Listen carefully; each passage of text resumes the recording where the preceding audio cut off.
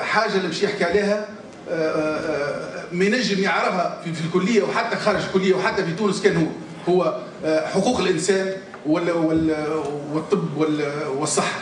ما فماش انسان يعرف هذوما الزوز كيما الاستاذ منصف المرزوقي رئيس الجمهوريه، ولذا شرف كبير برشا. اذا مره اخرى شكرا للعميد وشكرا للكليه التي تشرفني بهذه الضيافه بصفتي قبل كل شيء طبيب وانسان يفكر في هذه المهنه، وان شاء الله يعني تجي ظروف اخرى ربما في اماكن اخرى نحكيو فيها الاماكن المشاكل اللي تهم البلاد لكن في اطار اخر. اذا تسمحوا لي باش المحاضره هذه نظرا لانه سمعت اللي ثم ناس يعني ما يتقنوش اللغه العربيه، اذا تسمحوا لي باش نقوم بهذه المحاضره باللغه الفرنسويه، علما وانكم تعرفوا رايي انه المستقبل هو عوده اللغه العربيه الى ما تحتاجه من مكانه ومن مكانه طبيعيه.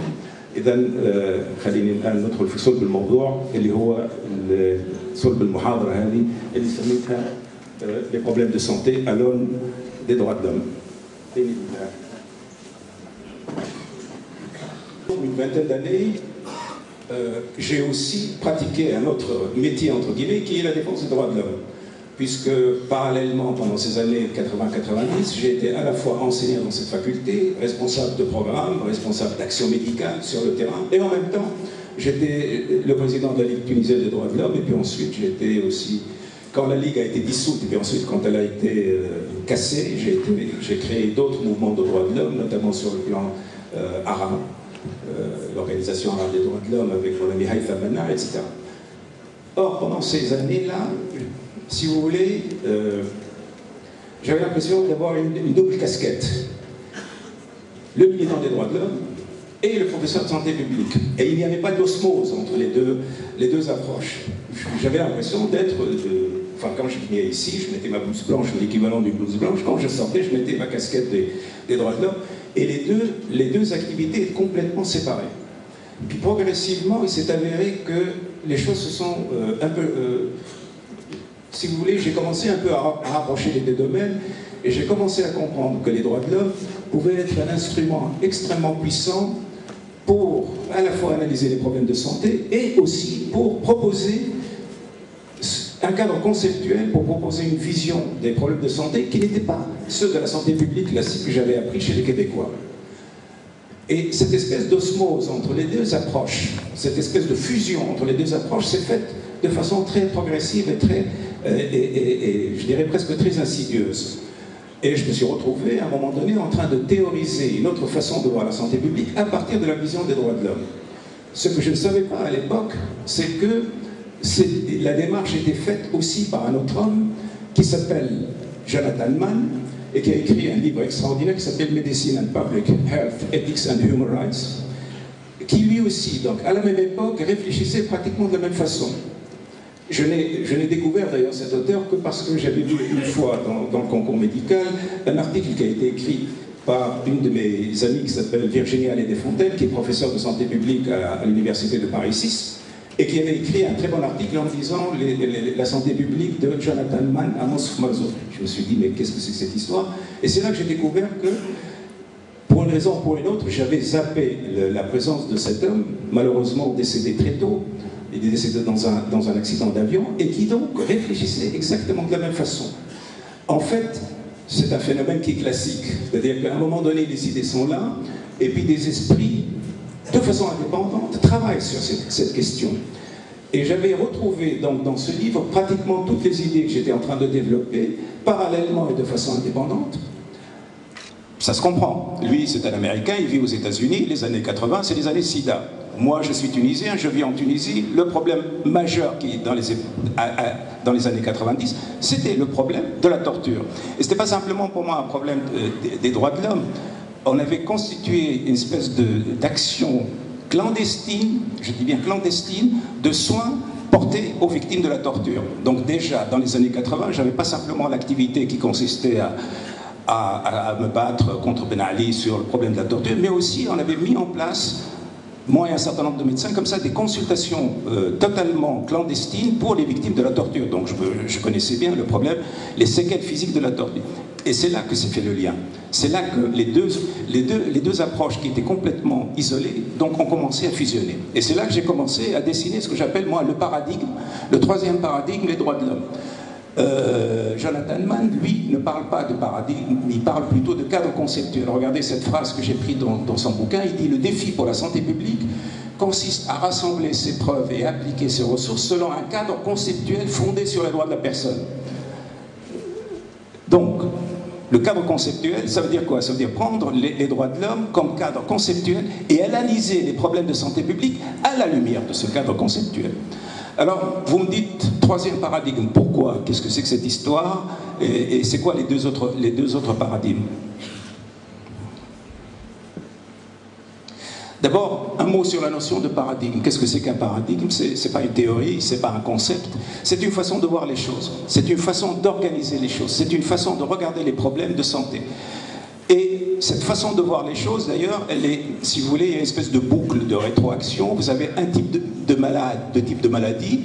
Vous les voyez, ces malades, et ces malades vous influencent et vous donnent une certaine vision des maladies du malade. Et à partir de là, vous commencez un peu à généraliser, et c'est là que siège le piège. Alors, je vous rappelle que nous fonctionnons tous, la quasi-totalité du temps, sur un paradigme que j'appelle le paradigme biomédical, ou le modèle biomédical. C'est quoi ce paradigme biomédical? Eh bien, c'est une espèce de... L'organisme est une machinerie complexe.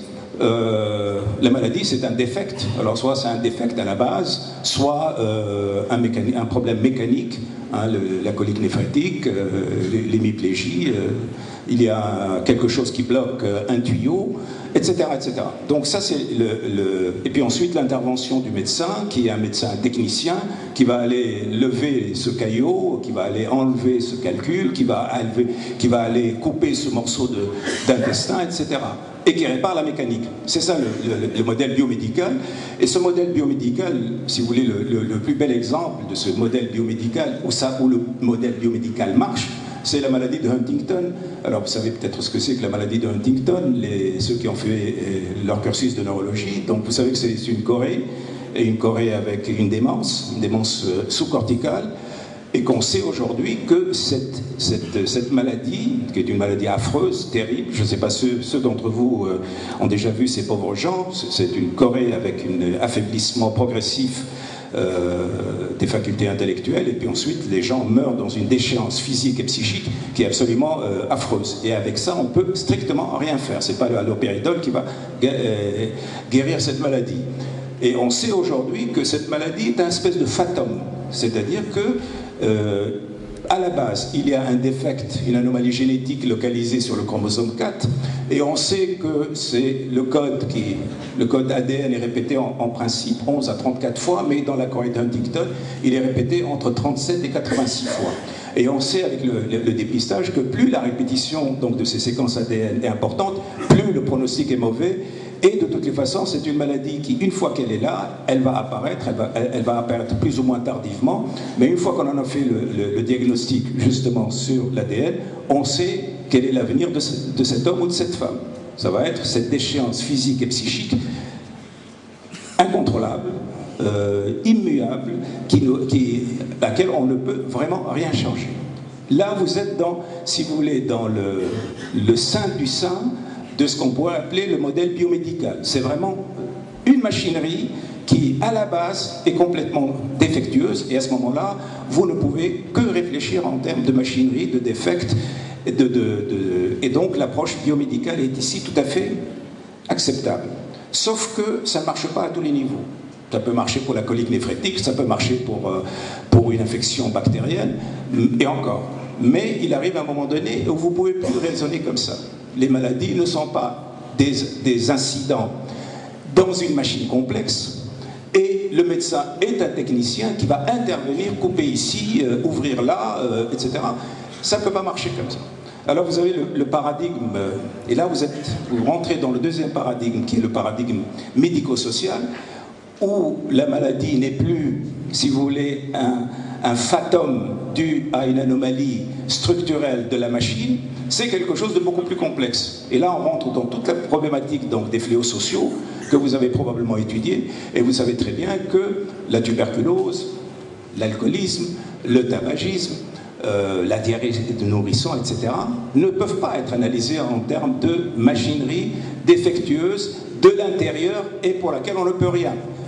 Ces maladies sont intimement liées, comme vous le savez, comme vous l'ont montré tous vos professeurs de santé publique, à l'existence de déterminants socio-économiques. Et que plus ces déterminants socio-économiques sont absents, plus vous avez donc ce genre de maladie, et que traiter le malade sans traiter l'ensemble de son environnement médico-social, tout cela ne suffit pas. Et progressivement, le paradigme médico-social s'est imposé à côté du paradigme médical, et dans la majorité du temps, vous fonctionnez, nous fonctionnons tous dans ces deux paradigmes. C'est-à-dire que nous savons qu'à la fois le corps est une machinerie complexe qui peut être, à un moment donné, qui peut se bloquer, et en même temps, nous savons que ce n'est pas suffisant, il faut relier cette machinerie à un environnement médical, social, etc. Pendant très longtemps, si vous voulez, ce paradigme médico-social était largement suffisant pour expliquer un certain nombre de problèmes. Sauf, et là je reviens à mon problème de la torture, sauf que quand vous appliquez ce paradigme médico-social, il y a un certain nombre de problèmes qui disparaissent. La torture n'était pas vue par ce problème. La torture n'existait pas comme problème.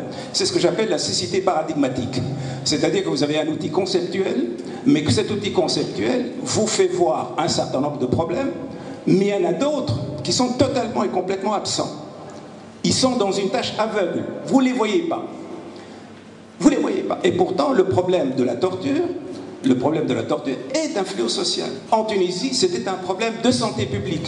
La torture était un problème extraordinairement important, non seulement en Tunisie, mais dans le monde entier. La pandémie, moi j'appelle ça une pandémie méconnue et sous-estimée. La torture est un problème qui existe dans 153 pays, un problème très répandu dans 66 pays.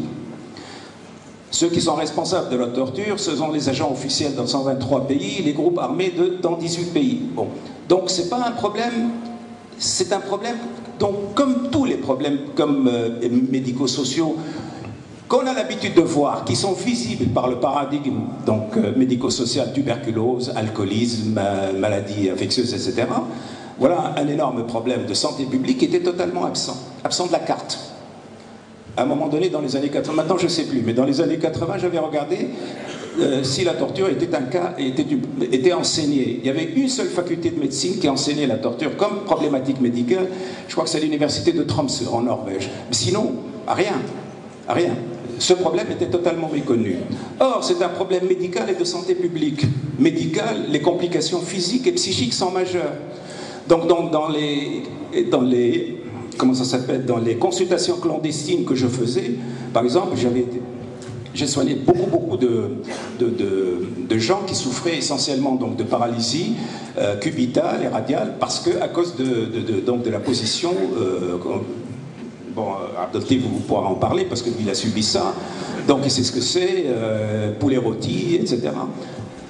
Les complications physiques et psychiques sont majeures. Physiques, alors vous avez tout. Vous avez depuis les blessures, vous avez les torsions, vous avez les fractures, vous avez les brûlures, vous avez des choses... Vous n'avez pas idée de ce que c'est là. Je suis désolé, mais c'est quelque chose de tout à fait extraordinaire. Ce que les individus peuvent faire aux individus, ce que les hommes peuvent faire aux hommes, vous n'avez pas idée. Des horreurs absolues, donc des destructions physiques, mais surtout des destructions psychiques majeures. Pendant des années et des années, d'ailleurs en France, quand j'ai travaillé pendant les années d'exil, j'ai travaillé dans une région qui s'appelle Créteil, et on avait mis en place des consultations, et j'étais frappé de nouveau par cette problématique. Évidemment, on ne torture pas en France, mais ce sont surtout les Africains qui arrivaient, notamment les Guinéens, et qui posaient de très graves problèmes, donc psychiques et physiques de la torture. Donc, c'est un problème médical important. Mais aussi, c'est un problème de santé publique. Qu'est-ce que c'est qu'un problème de santé publique? C'est un problème dont la fréquence, la prévalence, le coût social et économique est important. C'est ça un problème de santé publique. Or, c'est un problème de santé publique puisque comme ça à la louche. À la louche, on pense qu'il y a au moins en 2002 4 millions de personnes dans le monde qui ont subi ce problème. 4 millions, à la louche. Et toujours à la louche, moi je pense, à l'époque avec les dossiers dont je disposais au niveau de la Ligue des droits de l'homme, je pense qu'au moins 30 000 Tunisiens, ont subi la torture avec ses séquelles physiques et psychiques. Donc voilà un énorme problème de santé publique, un problème énorme et qui est totalement méconnu dans les facultés, qui n'est pas enseigné. Vous n'avez pas eu de cours sur les séquelles physiques et psychiques de la torture. Vous n'avez pas un cours, notamment en médecine communautaire, sur la prévalence, sur les facteurs de risque, etc., de la torture, alors que c'est un problème majeur. Donc vous voyez très bien comment, avec un paradigme particulier, on voit des problèmes et on n'en voit pas d'autres. Et comment le fait d'avoir plusieurs paradigmes à la fois vous permet de voir des types de problèmes de santé qui sont différents. Il faut avoir plusieurs grilles de lecture pour pouvoir débusquer, sortir de l'anomie un certain nombre de problèmes de santé publique. Et la torture est en est un. Donc là, vous n'êtes pas face à un problème politique. Ce n'est pas un problème politique ici. Pour nous médecins, c'est d'abord un problème médical. Parce que vous allez avoir à traiter donc, de toutes les fractures, de toutes les blessures, etc., les lésions neurologiques, du cubital, de tout ce que vous pouvez imaginer comme complications neurologiques, de ces positions extraordinaires qu'on fait prendre aux gens. Mais ensuite, vous avez donc le traumatisme que laisse la torture. Moi, j'ai connu des gens, j'ai soigné des gens qui étaient là, qui faisaient des cauchemars 20 ans après. Et c'était toujours lié avec ce délabrement, le délabrement physique et psychique que la torture peut avoir. Donc c'est en réfléchissant à partir de ce problème non visible que j'ai commencé à me dire, mais attendez, comment est-ce qu'on peut faire pour que cette torture devienne un exemple de quelque chose, comment dire, comment est-ce que ce problème qui était invisible dans le paradigme biologique et dans le paradigme social, comment est-ce que cette maladie-là, ou ce problème de santé publique, peut être révélateur d'une démarche. C'est-à-dire qu'il ne suffit pas simplement de réfléchir à torture, mais de dire comment est-ce qu'en réfléchissant sur la torture, on peut réfléchir les problèmes de santé publique et en avoir une autre vision, une autre lecture. C'est ça ce qui est intéressant. Ce n'est pas de traiter la problématique de la torture elle-même sous le problème ou sous la vision sociale, mais c'est de dire est-ce qu'il y a derrière ce problème de la torture qu'on n'a pas vu quelque chose de plus intéressant, apprendre à réfléchir les problèmes de santé publique autrement que par le biais si vous voulez, du paradigme social classique. Alors, là je vais vous demander de suivre un peu avec moi, parce que c'est un raisonnement. C'est un raisonnement. Si on part du principe que la torture est une violation des droits de l'homme, cette torture est une violation de l'article 5 de la Déclaration universelle des droits de l'homme. Nul ne sera soumis à la torture ni à des peines de traitement cruel, inhumain ou dégradant. D'accord? Alors, il faut que je vous rappelle, j'espère que vous le savez, mais au cas où vous ne le savez pas, sachez que la Déclaration universelle des droits de l'homme, donc c'est l'un des textes qui pour moi sont des textes fondateurs de l'humanité, 10 décembre 1948, Assemblée générale des Nations Unies, un grand déballage qui a duré pendant 2 ans ou 3 ans pour pouvoir écrire ce texte, grosse bataille autour de ce texte pour définir quels sont ces droits de l'homme, et en gros, sachez qu'il y a un package de 3 types de droits, les droits individuels, les droits politiques et les droits socio-économiques. Alors les droits individuels, très rapidement, l'article 3, droit à la vie, 4 à la liberté, 5 à l'intégrité physique, 6 à la personnalité juridique, 7 à l'égalité devant la loi, 8 à la justice, protection contre l'arbitraire 9, procès équitable 10, vie privée 12, libre circulation 13. Alors la libre circulation 13, quand on m'avait enlevé mon passeport pendant 5 ans, j'avais demandé à une organisation qui s'appelle Article 13 de se battre pour que je retrouve mon passeport. L'article 13, donc, c'est le droit à la circulation. Il y a plein d'organisations des droits de l'homme. Il y a l'article 19, lui, c'est la liberté d'expression, et l'article 13, c'est la liberté de circulation. Droit à la nationalité 15, fonder à une famille 16, et propriété 17. Puis ensuite, vous avez les droits politiques. La démocratie. Donc, la liberté de conscience, article 18, l'opinion, 19, la liberté d'association, article 20, de participation à la vie publique, l'article 20, et l'article 21, pardon, et l'ordre international, juste l'article 28. Puis ensuite, vous avez les droits socio-économiques, protection sociale, article 22, travail, article 23, repos, article 24, l'article 25 qui nous intéresse, c'est-à-dire le droit à la santé, l'éducation, l'article 26, et la culture, article 27. Alors, l'article qui nous intéresse ici, l'article 25, celui qui stipule le droit de l'homme à la santé, qu'est-ce qu'il dit? Regardez, chaque mot compte. Toute personne a droit à un niveau de vie compatible avec la santé. Le niveau de vie. Vous voyez qu'on ne dit pas tout de suite droit à la santé, il a droit aux médicaments, aux soins.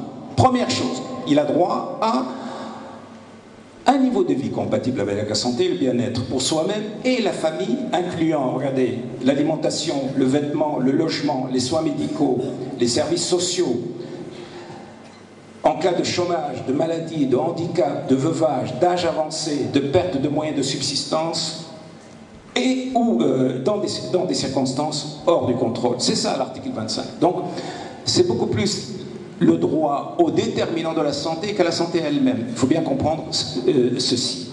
Alors, si on regarde comme ça, le droit à la, si on dit que l'article 25 c'est le droit à la santé, et si on regarde quels sont les grands problèmes de santé dans le monde, regardez-les, c'est le rapport 2003 de l'OMS, ça n'a pas beaucoup changé, en gros. Qu'est-ce qu'on trouve? On trouve que 3,7 millions de personnes meurent de faim. 1,7 million décèdent des problèmes de santé liés à l'eau potable. 3 millions décèdent du sida. 5 millions décèdent de complications du tabagisme. 1,8 million décèdent des complications de l'alcoolisme. 0,2 million des drogues illicites. 700 000 personnes des actes de violence, dont la torture. 170 millions d'enfants naissent avec un poids insuffisant. 2,2 milliards ont un déficit en iode. 2 milliards ont un déficit en fer.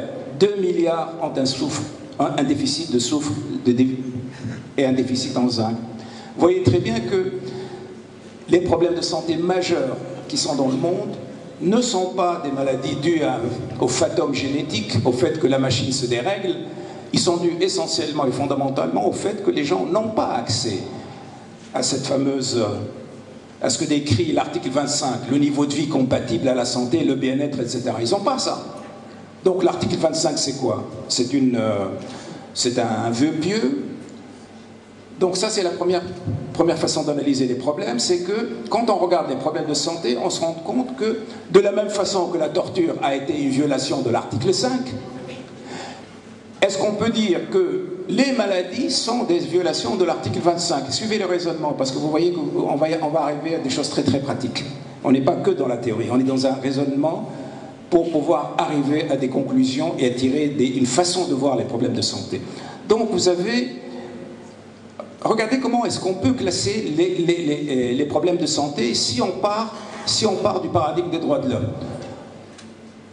Quand vous regardez la façon dont les problèmes de santé sont classés dans les divers dictionnaires, vous avez les problèmes liés par appareil, l'appareil locomoteur, l'appareil ceci, l'appareil cela, etc. Quand vous regardez la classification des problèmes en médecine sociale, c'est des fléaux sociaux, la tuberculose, le tabagisme, l'alcoolisme, etc., etc. Mais on peut reclasser les mêmes problèmes en termes de paradigme des droits de l'homme, et qu'est-ce qu'on a? On voit qu'on a des problèmes de santé qui sont liés au non-accès aux déterminants socio-économiques et politiques de la santé. Ils sont très nombreux. On a des problèmes qui sont liés au non-accès aux soins. Je vous rappelez que Jonathan Mann avait travaillé sur le sida, il avait travaillé surtout sur le rapport sida et absence de droit aux soins. Puis ensuite, vous avez les problèmes de santé qui sont liés au trafic légal ou illégal des substances nocives. Et vous avez des problèmes de santé qui sont liés à la violence des États, des groupes et des individus. Et vous avez des problèmes de santé qui sont liés au saccage de l'environnement. Quand vous classez les pathologies que nous rencontrons, vous avez là pratiquement 90% de la pathologie et pratiquement 99% de la pathologie qui entraîne le maximum de mortalité et de morbidité sur cette planète. Donc vous voyez qu'on change de paradigme. On n'est plus du tout dans la maladie de Huntington, problème donc de mécanique interne, hein, il y a une répétition de l'ADN, on n'est plus du tout dans ça. On n'est plus non plus dans le raisonnement, dans le problème social, en disant oui, les déterminants, mais quelques déterminants, on va choisir quelques déterminants, les plus grossiers d'ailleurs, l'eau, l'alimentation, etc. Et on ne regarde pas le reste, on ne regarde pas les violences politiques, on ne regarde pas le saccage de l'environnement, on ne regarde pas ça. Donc on reste sur une approche très superficielle. Par contre, quand on essaie de les classer en termes de violation des droits de l'homme, là nous allons avoir une classification tout à fait différente. Mais là, pour pouvoir, vous me dites où est-ce que tout cela va mener? Ça va mener quelque part, ça va mener à quelque chose, à un message que je voudrais vous transmettre ici. Mais avant d'arriver à cette conclusion, il faudrait qu'on se rappelle qu'est-ce que c'est qu'un droit de l'homme. Qu'est-ce que c'est qu'un droit de l'homme? Là, on n'a pas le temps. D'habitude, quand je fais ces conférences à un petit groupe, on discute. Chacun amène sa procédure. On n'a pas le temps. Donc, qu'est-ce qu'on peut dire? Qu'est-ce que c'est qu'un droit de l'homme? Pourquoi est-ce qu'il y a les droits de l'homme, le droit à la santé, le droit à la... etc. C'est un besoin fondamental. C'est un manque.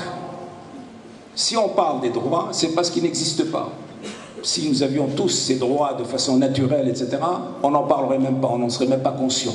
Il ferait partie de notre existence et on en parle. En fait, on ne parle que d'un droit, c'est à partir du moment où c'est un manque. C'est un privilège.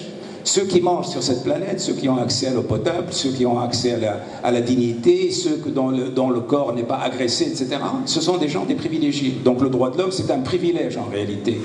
C'est un objectif lointain, voire utopique. Quand la Déclaration universelle dit « nous voulons les droits de l'homme pour les 6 milliards, etc. », c'est un objectif lointain, voire utopique, parce que la réalité, c'est que ça reste le manque pour la majorité et le privilège pour la minorité. C'est une obligation légale ou morale. Nous devons nous battre pour que les hommes et les femmes sur cette planète aient accès, etc., à l'ensemble des droits politiques, individuels, socio-économiques. Bon, on est très loin. Mais la chose la plus importante, et c'est là que je veux venir, et c'est là que vous allez voir comment on va retomber sur nos pieds pour être pratico-pratique. Vous avez beaucoup de gens, notamment sous la dictature, on racontait, oui, les droits de l'homme c'est bien, mais il ne faut pas oublier qu'il y a aussi les devoirs. Et comme si les droits et les devoirs étaient des choses différentes. Or, c'est la même chose. Et c'est ça l'idée que vous devez garder. Droit et devoir, c'est exactement la même chose. C'est le même concept, mais vu en miroir. Exemple, l'article 19, il dit j'ai droit à la liberté d'expression. Ok, mais si moi j'ai droit à la liberté d'expression, ça veut dire quoi? Ma liberté d'expression, qui peut la bloquer? Ben c'est vous. C'est vous qui m'empêchez de parler. Ou si je parle, vous me punissez, vous m'agressez. Par conséquent, ma liberté à moi, mon droit à la parole, c'est votre devoir à vous de respecter ma. Et tout est comme ça. Si j'ai droit à la vie, qui va menacer ce droit à la vie? Ben c'est vous. Donc vous devez respecter mon droit. Si j'ai droit à la dignité, qu'est-ce qui va menacer ma dignité? Ben c'est vous. Et inversement, vous avez droit à la dignité, qui va la menacer? Ben c'est moi. Et c'est comme ça que droit et devoir, c'est strictement la même chose. Ce qui fait qu'en réalité, la Déclaration universelle des droits de l'homme, c'est aussi la Déclaration universelle des devoirs de l'homme. C'est ça ce qui doit être absolument compris. Où est-ce que donc le droit, en pratique, il est défini par son insuffisance, sa précarité ou sa violation. Autrement, on n'en parlerait pas. Alors, qu'est-ce qui fait qu'il y ait une violation des droits de l'homme? La violation des droits de l'homme vient du fait toujours que quelqu'un, quelque part, un individu, un groupe, un État, n'a pas fait son devoir de l'homme, n'a pas accepté ses devoirs de l'homme. Donc c'est ça le problème, c'est ça le noyau. Donc, quelqu'un, quelque part, n'a pas voulu ou pu s'acquitter d'un devoir de l'homme. Alors vous voyez où est-ce que je veux en venir? Ça veut dire que les problèmes de santé, c'est pas le fatum génétique, c'est pas quelque chose comme ça qui est, voilà, il y a la pauvreté. Non, ça veut dire que les problèmes de santé peuvent être reliés à ce que quelqu'un, quelque part, dans un endroit donné, etc., n'a pas fait son devoir de l'homme et qu'il est en train si vous voulez, de violer le droit des gens à la santé. C'est gravissime comme accusation. Ça change complètement notre façon de voir la pathologie. La pathologie n'est plus un fatum, la pathologie n'est plus un accident. Ou plus exactement, le fatum ou l'accident dans la pathologie n'est pas la règle, c'est l'exception. Mais l'exception des problèmes de santé, c'est quelque chose d'autre. L'exception, la règle pour les problèmes de santé, c'est quelque chose de tout à fait différent. Quelque part, quelqu'un se conduit de telle façon que les hommes et les femmes deviennent malades quelque part. Ou n'a pas fait son devoir. Ça devient une perspective tout à fait intéressante. On sort, si vous voulez, de cette innocence où les médecins sont, de dire, écoutez, ils sont là devant une mécanique, mais c'est vrai qu'il y a une part de vérité dans le paradigme biomédical. Je n'ai jamais dit qu'il était faux. J'ai dit tout simplement qu'il n'exprime ou ne traite qu'une partie du problème, mais qu'il y a derrière ce paradigme qui est rassurant pour nous tous, pour moi le premier, il y a quelque chose de plus inquiétant. Il y a quelque chose de plus inquiétant et de plus alarmant et de plus difficile. Alors, prenons le tabagisme, le modèle. Le modèle de la maladie est une violation des droits de l'homme et derrière cette maladie, il y a des violeurs. Le tabagisme est l'exemple parfait.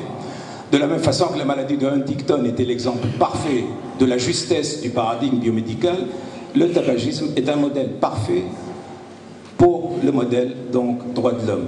Donc il y a 5 millions qui décèdent annuellement dans le monde des complications du tabagisme. Alors tout le monde sait que le tabagisme, c'est un commerce juteux, il fonctionne avec la publicité, il fonctionne avec des complicités politiques, il fonctionne avec des complicités scientifiques. L'un de mes meilleurs amis, qui s'appelle Jean-Jacques Riel, qui est professeur de santé publique à Genève, a écrit tout un livre sur tous les trafics, donc toutes les publicités et toutes les études scientifiques qui ont été commanditées par les grandes compagnies donc de tabac, et qui a démontré qu'un énorme travail non scientifique fait par des scientifiques mercenaires, il y a des médecins mercenaires, il y a des scientifiques mercenaires qui ont travaillé pendant des années pour cacher la réalité donc, du tabac, et que ces gens-là, normalement, sont justiciables comme étant de véritables criminels. Donc, on est en train de glisser ici progressivement vers le fait de dire, mais attendez, jusqu'à présent, si on prend le tabagisme, toujours on reste dans l'exemple, le problème biomédical, il vous dit, ok, il a un épidermoïde.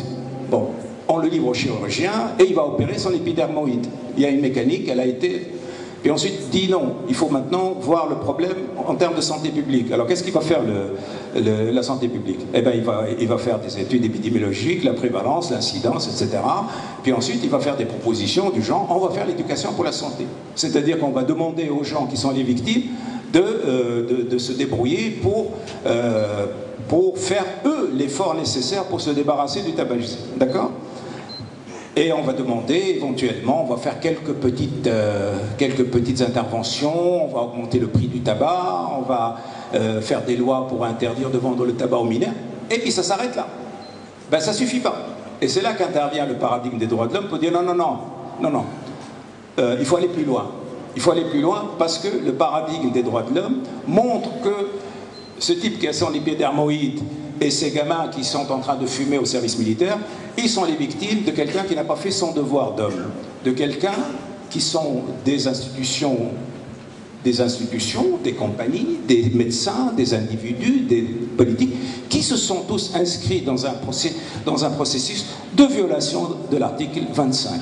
Alors est-ce que ça veut dire que, de la même façon qu'Amnesty International s'est spécialisé dans l'article 5, est-ce qu'on peut voir, par exemple, Health International, pour la défense de l'article 25?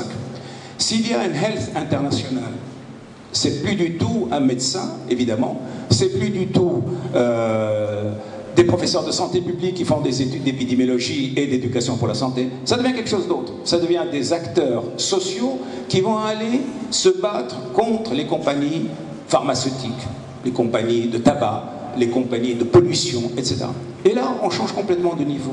On change complètement de niveau parce que on n'est plus dans le traitement, dans le biomédical où je suis mécanicien, je répare une mécanique. On n'est plus dans le social où j'identifie les facteurs de risque et j'essaie de prévenir autant que je peux sans aller à l'origine du mal.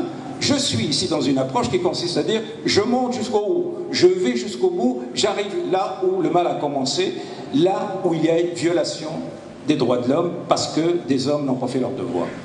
Donc, en fait, l'approche Amnesty International est transposable à un grand nombre de ces types-là. On identifie, si vous voulez, le responsable de la violation de droits. Ici, je dis toujours les compagnies pharmaceutiques parce que Dieu sait que j'en ai sur la patate sur les compagnies pharmaceutiques. Et j'espère que dans ce pays, j'espère, monsieur le ministre de la Santé, que les compagnies pharmaceutiques seront mises à contribution pour régler les problèmes du pays, pas sur le dos du pays.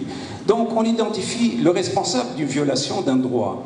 Des actions de dénonciation. On n'est plus du tout ici dans l'étude scientifique, on est dans la dénonciation. Il faut aller dénoncer les compagnies, il faut aller dénoncer tous les acteurs qui ont été susceptibles donc de violer. Puis ensuite, on va faire des sanctions et des réparations, et on va faire des actions qui sont entreprises pour faire cesser les violations et en empêcher la répétition.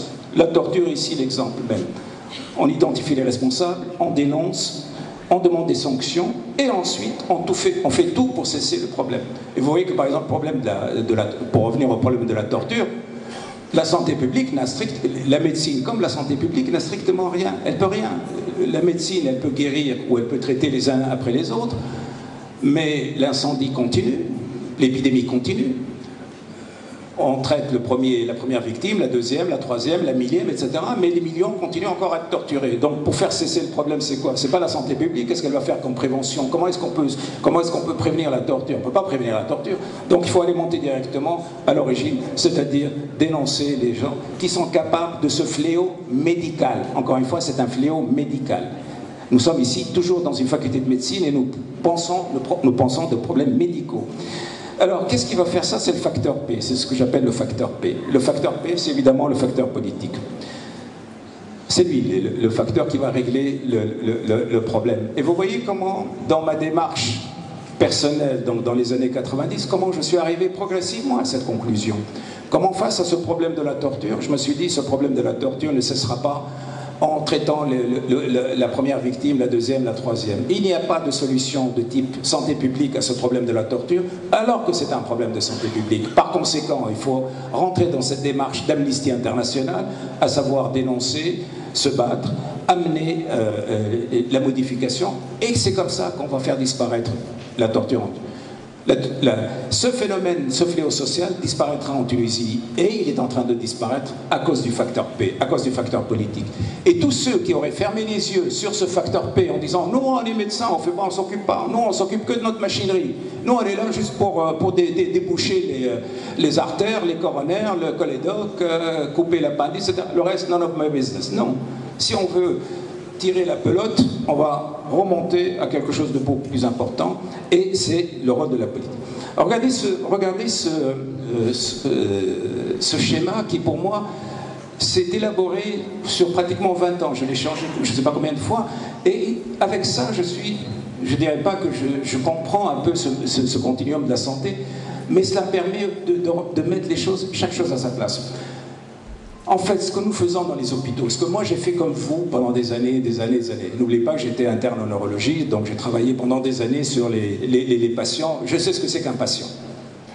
Et d'ailleurs, en France aussi, pendant les années d'exil, je me suis revenu à la médecine clinique, je sais ce que c'est qu'un patient. Qu'est-ce qu'on fait face à un patient?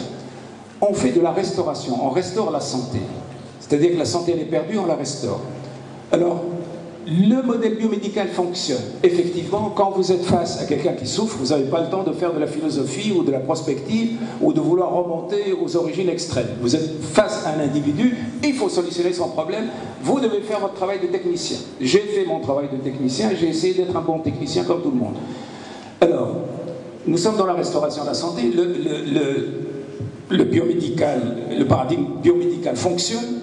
Vous avez face à vous un sujet qui est le malade, c'est la technologie et ce sont les professionnels qui règlent ce problème. Personne ne discute ceci. Ceci est un paradigme juste, c'est ce que nous devons faire et nous n'avons pas le droit, face à des cas individuels, isolés, de réfléchir autrement. Nous devons être d'excellents techniciens, nous devons utiliser la technologie, nous devons nous focaliser, comme fait le chirurgien qui lui oublie tout le reste et dans le champ opératoire, il ne voit que la maladie. Nous devons aussi mettre ce champ opératoire et ne voir que le patient travailler en tant que technicien. Ça ne suffit pas. Ça, c'est un champ. C'est le champ de la restauration. Vous avez un étage plus haut, parce que ce malade, d'où il vient, il peut venir d'un accident génétique ou d'un accident de ski. Hein.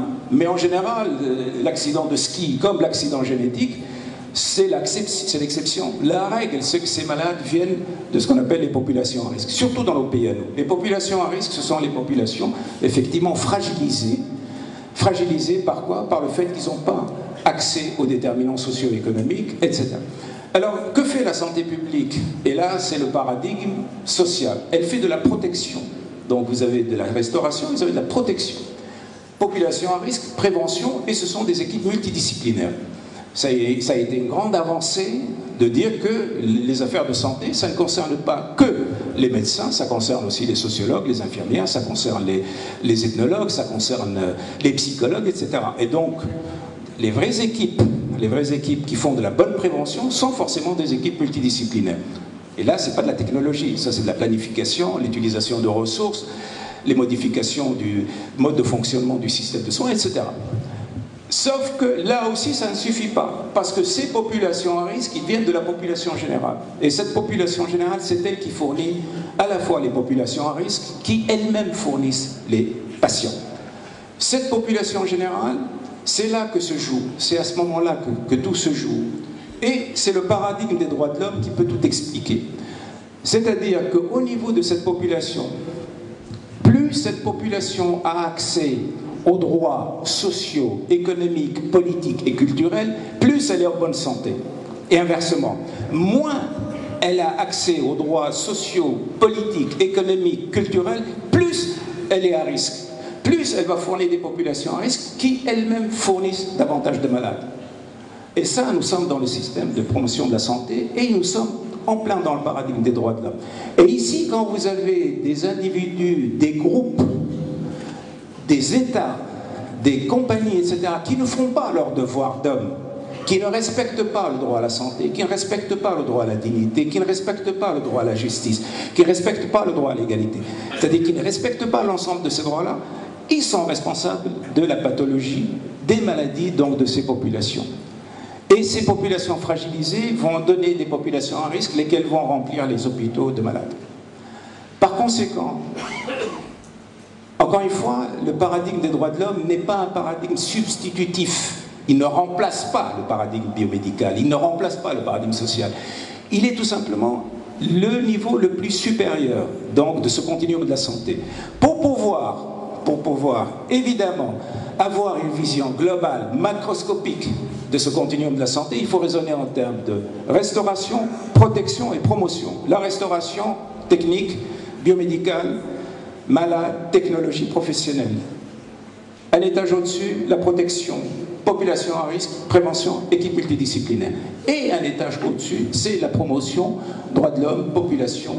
Et évidemment, ici, c'est le facteur politique. C'est le facteur politique qui peut régler le problème.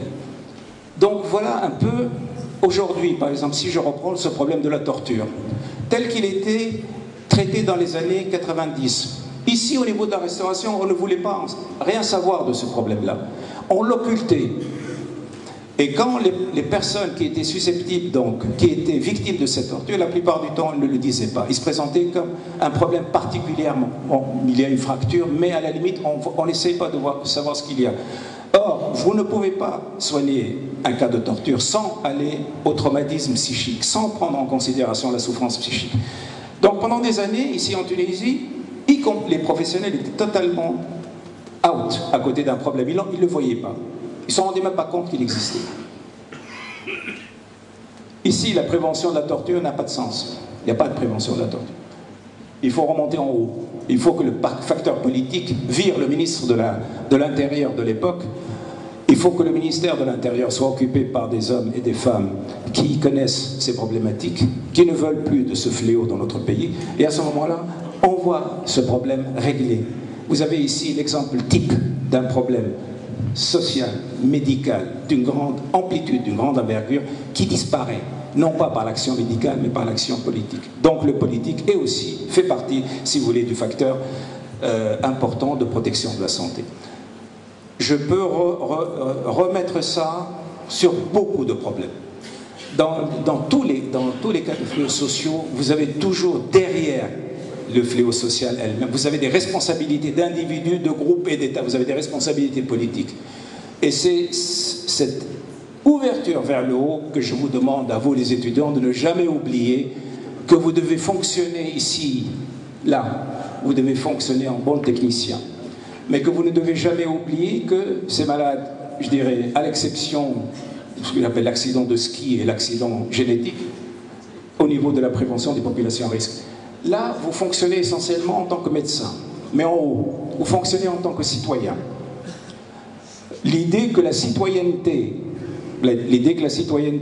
peut être isolée de l'activité médicale, à mon avis, si j'ai un conseil à vous donner les jeunes, vous devez rester tout le temps des médecins citoyens. C'est ça la différence. C'est ça, je vous dirais, le grand apport du paradigme des droits de l'homme, c'est que si vous voulez être réellement des médecins compétents et des médecins qui ont une vision macroscopique et une vision réelle des problèmes de santé, il faut fonctionner aux 3 étages. Il faut fonctionner aux 3 étages. Vous n'avez pas le choix. Vous ne devez jamais vous arrêter à un étage.